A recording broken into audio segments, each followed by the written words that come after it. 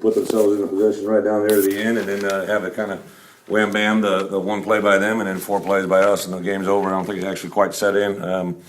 These guys have been through obviously a lot. Our seniors put a lot into that game, invested a lot. I expect them to do the same thing. We got a short week. It's a trophy game, the first one of the year for us, and obviously no chance or anything for postseason play. So this will be our opportunity to send those seniors off in the right way and build for something that we continue in the future. Frustration, yeah, I'm sure it's part of going in regulation, we can't score and lose one, and just speak about that play and what that cost you. The what? The fumble thing. Oh yeah, you mean with Alex? Alex's one.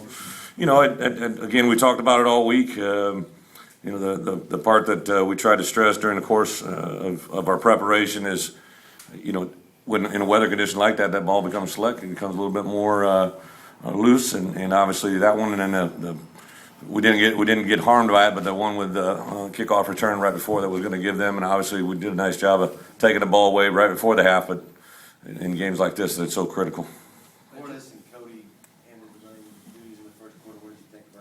I continue to be impressed with Corliss. He's a guy that's very explosive. Cody has been impressive ever since I've gotten here, and he wanted to take advantage of his opportunity that he got. We knew those two guys were going to carry us through the first quarter, and did a really nice job. I thought our offense didn't miss a beat with the way they were executing. And then obviously Jay, Will, and Alex continue to grow in a certain way, but hopefully that's a position that can be a strength for us for a long time.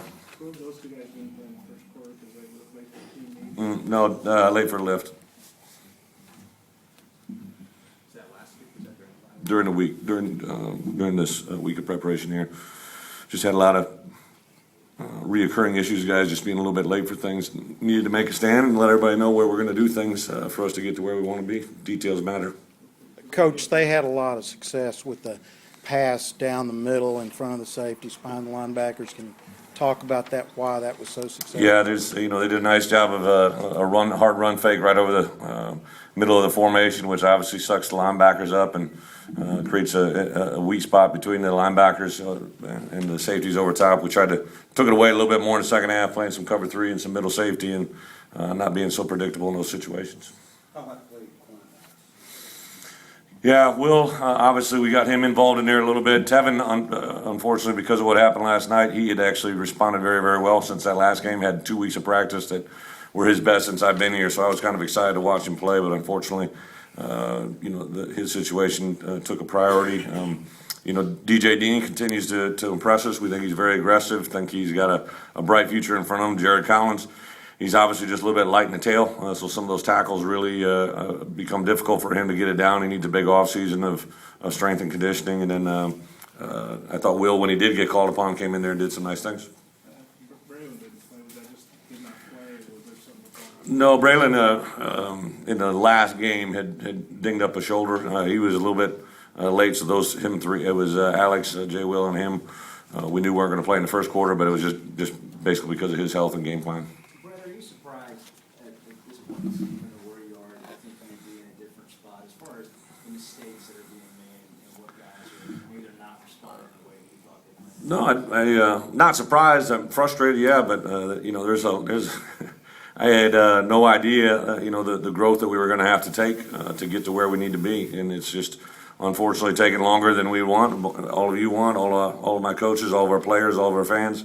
The good thing is, I do think we're moving forward. Today was no exception to that. I know we wanted to win today, but we've never made ourselves to get into overtime, so it's a positive step in the right direction. But obviously, the finish, it's like we got to keep running this race that has several hurdles in it, and as soon as we clear one hurdle, we got to go back to the beginning. We don't ever advance it. We can't put ourselves in that next phase. Today would be an example of that. Can you talk about the disappointment you guys all feel with being the first Hawks team to lose 8-0? I get it. I don't think any of us feel in that manner. It's just if you are in athletics, you wouldn't be wired like that. You feel obviously very, very tough and unfortunate that you lost that game. I don't think you look at it as a cumulative thing. I know you guys ended up taking the lead 17-10 in the second half, but when that fake punt backfired and they went down and scored, how do you think that impacted the game? Obviously it was a negative play. We gave them the ball, at midfield, and they scored right away, I think the turnover right before the end of the half was a very positive thing. And then just to be honest, Carroll and running a little fullback belly, I think gave us a little bit of resurgence coming in the locker room. They came out a little fired up, and to get the field goal blocked right to start the second half, I think that loses a little bit of weight. Take a few more. And when they were getting the plays over the middle, the safeties really tried to help the corners. We were doing certain things today that we're trying to give our corners a little bit of relief. Obviously, that had been an issue for us in previous games. We played a little more too, and they got to pick your poison. I think our players, especially some of those guys, are learning by fire, and they got to continue to do that. But anytime you give your corners relief, obviously it puts the middle of the field in a little bit of jeopardy. But we got to do a job of disguising and stemming, and hopefully build some more looks off that.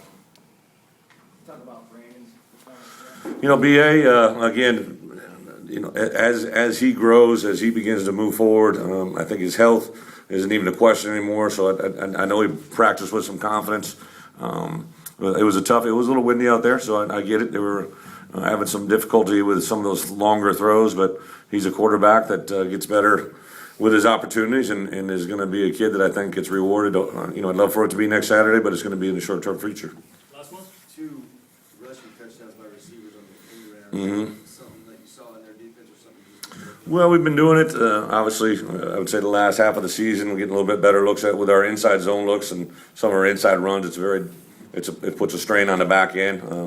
Even when we don't hand it off to them, sometimes it pulls an extra defender out of there. There was a play, Jay Will had a nice run off to the front side in the first half, and that was off that look was behind him. I think it pulled some of the back end defenders' eyes off of the running back just for a split second, which frees some things up. It's hopefully a package because I think it's something that our guys it fits nicely within our run scheme, and it's something that the receivers enjoy. Okay, thank you. Thank you.